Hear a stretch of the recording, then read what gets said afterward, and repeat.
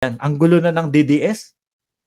Gulong-gulo na ako sa kanila at sila mismo, hindi mo alam kung nag-aaway, totoo bang nag-aaway na 'tong mga ito or baka tsikahan lang o baka mga wala lang para maging relevant o baka at least may makapasok sa kanila bilang isang senador pa din mga bossing dahil ho kapagka sila na-wipe out doon sa Senado, naku, makakalimutan na ho ng tuluyan ng bayan 'yan. Pero eto, dumako muna tayo kay dating Pangulong Duterte. Manggulo, 'no? Mga bossing, kahit sino po ang tanungin ko dito sa inyo, kahit na sabihin mong DDS ang matanong natin dito, isa lang po, 'no, ang nakikita nating dahilan kung bakit sila mga nagmamautog. Isa lang po ang nakikita nating mga dahilan, mga kababayan, kung bakit sila rally ng rally. Ano po, para pabagsakin po ang gobyerno ng Pilipinas, para pababain si Bongbong Marcos na ating presidente po, para din po, 'no, maapula yung sunog, mga kababayan. Kasi talaga hong ano,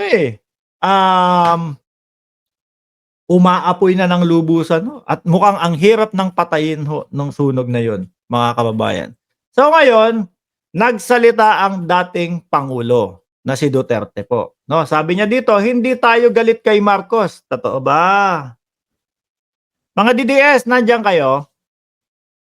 Kayo ba hindi galit kay Marcos? Yung aminan lang tayo, yung totohanan lang po. Eleuterio, Pahario, shoutout po sa inyo, 'no? Mga ikaw, Robel Laroscain, hindi ka galit kay Marcos? Oh, yan pong mga yan, mga kababayan, doon pa lang po sa bukan ng mga bibig niyang mga yan, doon pa lang po sa mga sinasabi niyan laban po sa ating Pangulo, ramdam mo na po yung galit, eh. 'Di ba, Belly Balsita? Ramdam mo na yung galit, eh. Oh, tapos sasabihin ni dating Pangulong Duterte, hindi kami galit, hindi kami galit kay Marcos. Atsu! Yung mga banat mo, o sigurong talaga ito is parte na din po, 'no, ng pag-uulyanin ng dating pangulo, mga kababayan. Sa totoo lang ho, simula nung eleksyon, todo-todo na ang banat ni Duterte sa ating pangulo. Tapos makikita natin, mababasa natin, hindi daw po galit sa ating presidente. Ano yung pagsasabi niya ng bangag? Ano yung pagsasabi niya ng kung ano-ano na wala siyang ebidensya? Wala lang 'yun. Tsismoks lang 'yun. At sa katunayan, tuwang-tuwa nga ako kay Marcos, eh. 'Di ho ba? Gano'n ba? Hindi. Galit. Kita natin at ramdam natin yung galit nila, mga bossing. Bakit? Baka dahil nabubuko yung mga West Philippine Sea.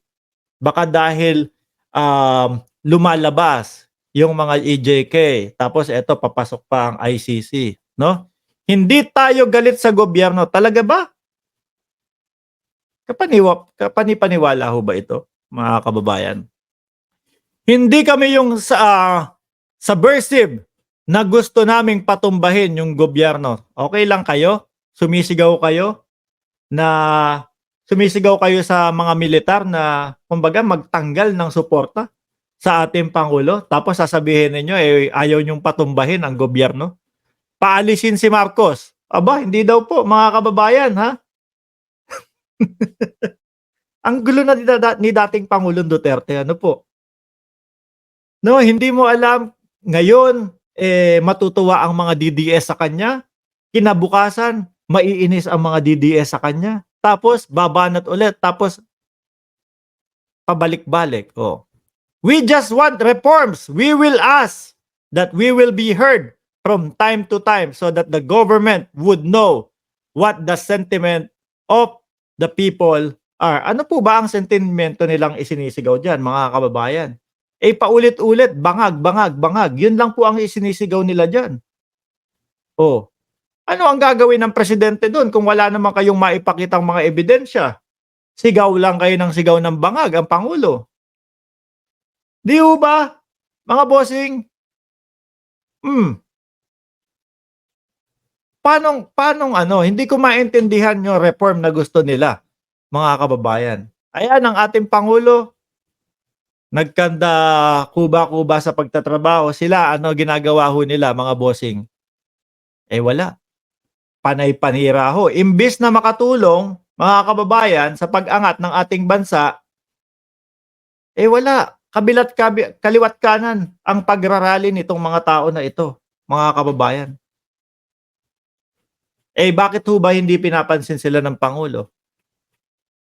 Maaaksaya lang ho ang panahon ng pangulo dito, mga kababayan, kung sasagutin nila 'yan. Wala naman ho din kasing yung mautog nila, mga bossing, wala naman din hong patutunguhan. Ano po,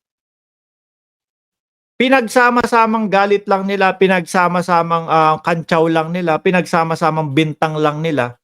'Yun lang po ang ibig sabihin ng mautog nila, mga kababayan. Wala talagang hindi kagaya nung mga rally na makikita mo na, "Eto ang gusto namin, eto yung plot namin, eto yung sunod-sunod ng, aming isinusulong." Yung kanila wala, sabog.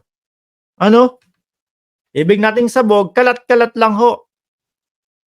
Basta ganito, o sabihin mo 'yan, ikaw Glenchong, sabihin mo yung paulit-ulit mong sinasabi na nandaya si Marcos. Oh, ayan. Ikaw Duterte, sabihin mo na bangag si Marcos paulit-ulit. O sino pa yung mga nandun? Ikaw Harry Roque, sabihin mo din paulit-ulit bangag si Marcos. Yun lang ho eh. At isa pa sa nakikita ko dito mga bossing, eh yung kaba nila talaga doon sa International Criminal Court, no? Maricor Salomon, 169 like boss. Shoutout sa mga DBS, Duterte Balahura supporter, kakatawa talaga kayo. Oh, di ba? Sabi ni Joselito, naku DDS, imbis na 1/4 pa kayo sa ginawa ni Baste kay Bongo, DDS magiging 1/8 na lang kayo. Bilis-bilisan nyo, darating na ang ICC. Saglit lang, sir. Pupunta tayo dyan sa part na yan. Ano? Kaya ho eto, mga kababayan, talagang etong mga pinaggagagawa ni dating Pangulong Duterte, yung paiba-iba ho, no? Ang isang maaapektuhan nito ng lubos, eh yung pambato ho nila para sa 2028 election, mga kababayan. Yun po ang talagang maaapektuhan nito, which is ramdam na po natin at kita na po natin na talagang pabulusok, pababaho. Nung dati nung umpisa ho ng eleksyon, mga bossing. Umpisa ng eleksyon, ano, what? Ano na, what pa? Ano? Ang lakas ni Sara. Umpisa ng eleksyon, no, mga kababayan, eh talaga namang nakapix na sa ating mga utak eh. Ano po? Na pagkatapos ng BBM, Inday Sara. Naubos po at unti-unti pong lumubog at nawala yung gana ng taong bayan dahil na din po isa si dating Pangulong Duterte. Nakakatakot ano po? Ay nako. Or hindi kaya medyo etong mga sinasabi niya eh medyo kabado na, mga bossing? Kabado na dahil ano, eh baka tuluyan na talagang pumasok ang ICC. Mga kababayan, kaya medyo hindi tayo galit kay Marcos, hindi tayo galit sa gobyerno, hindi kami subversive na gusto naming patumbahin ang gobyerno. Pero ang nakikita at nararamdaman ho natin sa kilos nila, mga kababayan, pabagsakin ho ang gobyerno. Boss Mark, pa-shoutout! Silang mga bangag, walang katinuan. Oh, mga utak nila akla. Sabi ni Joel Abelera, no? Papaniwalaan sila ng Pangulo, PBBM forever, God bless. Naku, bakbakan na, parang Mobs at Boston, sabi ni Mark Francis Alcantara. Purdy boy, yung mga Marcos loyalists ang nagpanalo noon kay Sara Duterte. Ako naniniwala ho dyan, mga kababayan. Uulitin ko po, napakabilis na explanation po nito. Simpleng-simple. No? Sa Maynila ho, lalo na sa Luzon, mga kababayan, hindi naman po natin kilala ang Duterte eh. Ano? Hindi po natin kilala ang Duterte, mga bossing. So ngayon, nung eleksyon, nung papalapit na lang po ang eleksyon, diyan po nagsilabasan yan. Tapos sabay binanatan ho tayo ng ganito, papalibing ko si Marcos, o ganito, ang galing ni Marcos Sr. Tayo naman, wait lang. Dahil sabi nga natin nun, pagod na kami sa dilawan. Ano po? Ayaw na namin ng dilawan, gumanon pa tayo mga kababayan. And then, yun pala ang gagawin ho nitong dating pangulo natin mga kababayan, yung West Philippine Sea, itetenga ng ganyan, sayang. Sayang yung napanalunan natin na court ruling po mga bossing na talagang kakatungtong at kakaupo niya pa lang, eh. Bala na talaga sana niya, bala na 'to, oh. Para lalong mas mapangatawanan niya ho yung kanyang sinasabing magje-jet ski sa West Philippine Sea kaso wala, sinayang ho. Dahil papel nga lang daw po mga kababayan, papel lang daw ho.